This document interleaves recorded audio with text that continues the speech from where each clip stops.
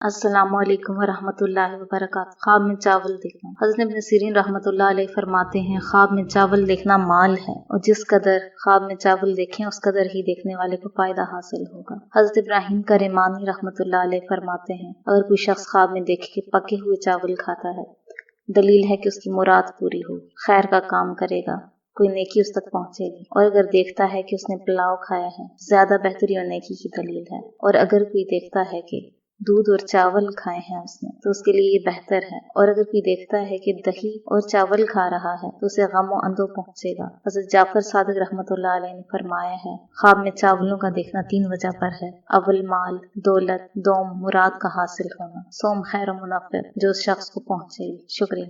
Video को आखिर तक देखने के लिए बहुत शुक्रिया। चैनल को सब्सक्राइब करें, हमारी वीडियोस को लाइक करें और कमेंट बॉक्स में अपने आरा का इजहार करें। शुक्रिया।